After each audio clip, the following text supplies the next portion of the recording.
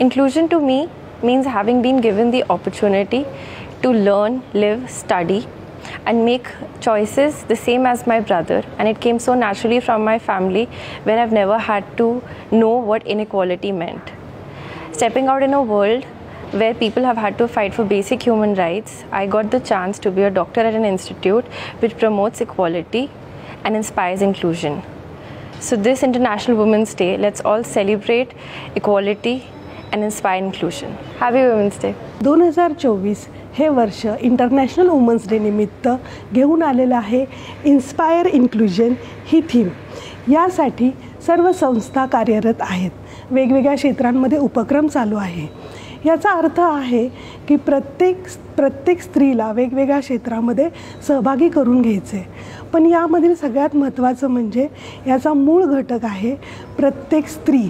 आपण स्वतःपासून हा उपक्रम खरा सुरू केला पाहिजे.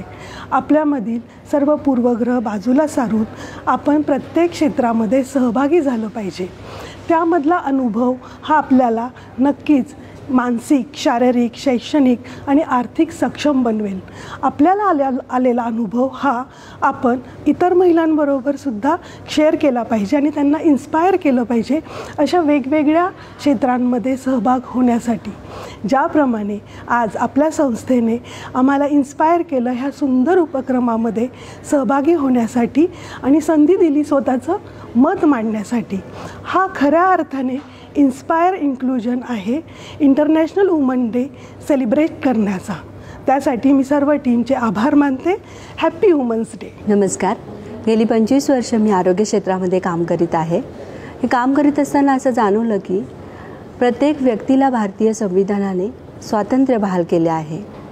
त्याचप्रमाणे स्त्रियांनाही वैचारिक, सामाजिक, आर्थिक, कौटुंबिक, शारीरिक अशा सर्व प्रकारचं स्वातंत्र्य बहाल केले आहे. प्रत्येक स्त्रीला निर्णय घेण्याची क्षमता आहे. त्याचप्रमाणे स्वतःचं मत परखडपणे मांडण्याची क्षमता तिच्यामध्ये आहे.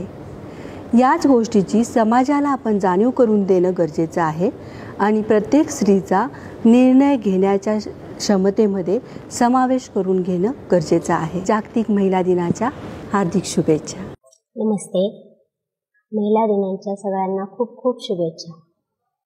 माझ्या मते महिलांना कुठलंही काम करताना म्हणजे कुठलीही सेवा करताना खूप अडचणी येतात. त्यातूनही त्या व्यवस्थित स्वतःच्या मनावर कंट्रोल करून मार्ग काढत ते त्यांचं कर्तव्य पूर्ण करत असतात. आज सावित्रीबाई फुले ह्यांच्यामुळे आज स्त्रिया खूप मोठ्या ह्याच्या पोस्टवर आहेत. तरी पण आपल्या भारत देशामध्ये अशी कमतरता आहे की मुलींना स्वातंत्र्य दिलं जात नाही. कारण त्या मुली आहेत, शिक्षण झाल्यानंतर त्या दुसऱ्याच्या परक्याच्या घरी जातात असं ठरवलं जातं. पण हे पूर्णपणे चुकीचं आहे. त्या दोन्ही घरच्या लक्ष्मी आहेत, आईकडची पण आणि वडिलांच्याकडचे पण.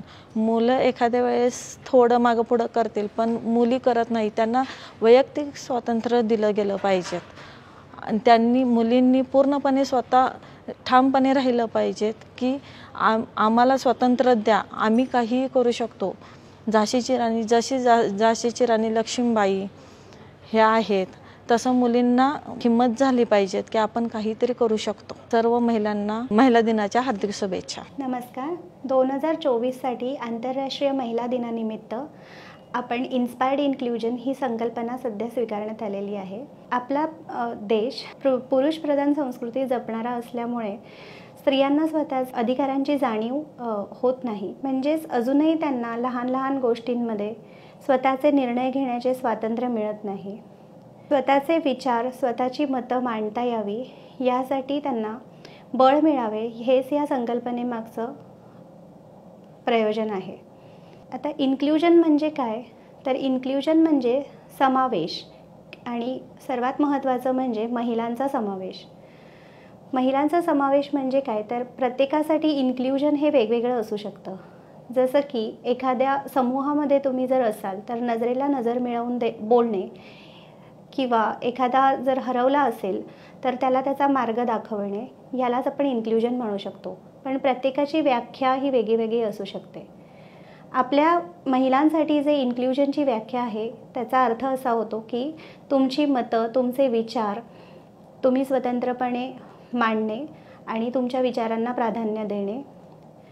आणि यासाठी जर आपण या गोष्टी अंमलात आणू शकलो तर नक्कीच भारताची नव्या जगामध्ये ओळख निर्माण करू शकतो.